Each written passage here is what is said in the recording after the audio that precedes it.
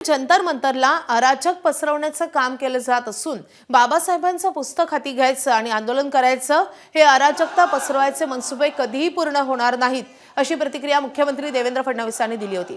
त्यावर अभिजित दिपकेंनी उत्तर दिलंय। तर ठाकरेंच्या शिवसेनेचे खासदार संजय राऊतांनीही टीका केली आहे।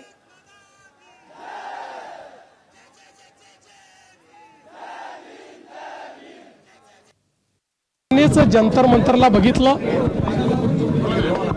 ज्या प्रकारे त्या ठिकाणी भाषणं झाली, नारे लागले, वक्तव्य झालीत, त्यातनं एक गोष्ट लक्षात आली, भारताच्या युवांची अभिव्यक्ती नाही आहे, तर अराजकता पसरवण्याच्या मानसिकतेची अभिव्यक्ती आपल्याला पाहायला मिळाली।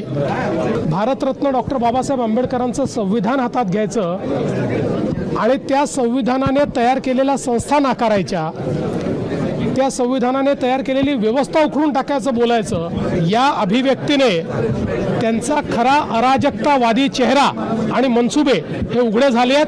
कुठलंही समर्थन मिळालेलं नाही। सरांना मी सांगू इच्छितो, आज दिल्लीत आम्ही प्रदर्शन केलेलं आहे, त्याच्यात कोणत्याही प्रकारचे कॉक्रोच पार्टीला हे नाही, काय मिळालं नाही समर्थन। कोण म्हटलं समर्थन नाही मिळालं? काल देशभरातल्या 11 प्रमुख शहरांमध्ये, माहिती आहे का तुम्हाला, मुख्यमंत्र्यांना 11 प्रमुख शहरांमध्ये देशातल्या नीट पेपर फुटी विरुद्ध मोठं आंदोलन झालं। त्यांच्यावरती अश्रुधुराचे फवारे सोडण्यात आले, त्यांच्यावरती पाण्याचे फवारे सोडण्यात आले। हे आंदोलन काँग्रेस करत होते, पण त्या आंदोलनावरचं लक्ष उडून जावं म्हणून जंतर मंतरला विशेष परवानगी देण्यात आली। आम्हाला आश्चर्य वाटलं की आम्हाला असं वाटलं की आंदोलन सुरू देणार नाही। एबीपी माझा, उघडा डोळे बघा नीट।